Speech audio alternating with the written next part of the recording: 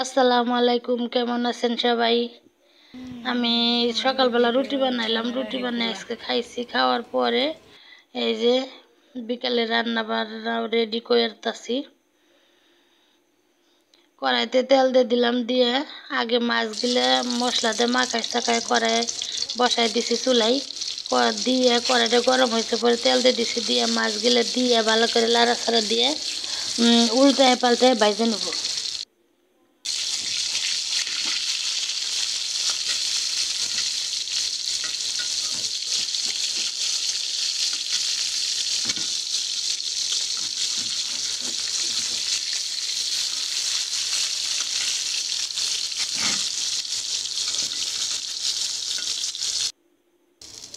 মাছগুলো ভাজা হয়ে গেছে আমার, মাছগুলো এখন আলাদা বাটিতে উঠাই রাখলাম। তারপরে ওই তেলের মধ্যে আমি পেঁয়াজ কুচি দিয়ে দিলাম, দিয়ে লাড়াচাড়া দিয়ে পেঁয়াজগুলো ভাজে নেব।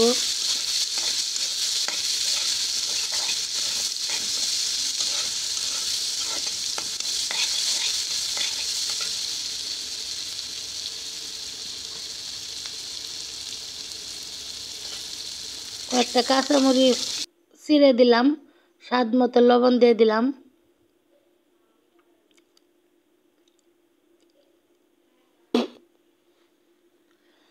তারপরে হলুদের ফাঁকি, মরিচের ফাঁকি, জিরে ধনিয়ার ফাঁকি আস্তে আস্তে সব মশলাগুলো দিয়ে দেব।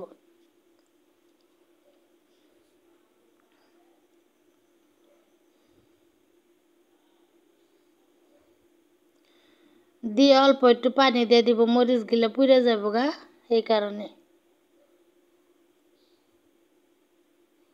এখন আমি মশলাটি ভালো করে কষাই নিব। তারপর একটু আদা রসুন বাটা দিয়ে দিলাম, দিয়ে ভালো করে নাড়াচাড়া দিয়ে মশলাটি কষাই নেব। এই যে দেখুন মশলা থেকে তেল ছেড়ে দিছে, মশলাগুলো আমার কষানো হয়ে গেছে। এখন আমি সবজিগুলো দিয়ে দিলাম, দাঁড়া আলু দিয়ে তেলাপিয়া মাছ। সবজিগুলো ভালো করে নাড়াচাড়া দিয়ে মিশায় মশলার সাথে, তারপর ঢাকনা দিয়ে ঢাকে দেবো। তারপরে আমি 2-3 মিনিট পরে আসলাম, দেখেন আমার সবজিগুলো কেমনি সুন্দর তেল ছেড়ে দিছে, সবজির থেকে কষানো হয়ে গেছে, আলুগুলো সিদ্ধ হয়ে গেছে। উপরে মাছগুলো দিয়ে দিলাম, দিয়ে পরিমাণ মতো ঝোল দিয়ে দিব। তো আমার ভিডিওটাকে কোথায় থেকে দেখছেন, যদি ভালো লাগে, দয়া হয়, মায়া হয়, তো একটা লাইক কমেন্ট শেয়ার দিয়ে পাশে থাকবেন। এরকম আরও ভিডিও পেতে আমার পেজে ঘুরে আসবেন।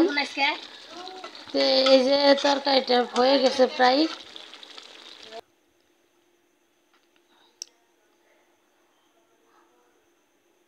এই যে তরকারি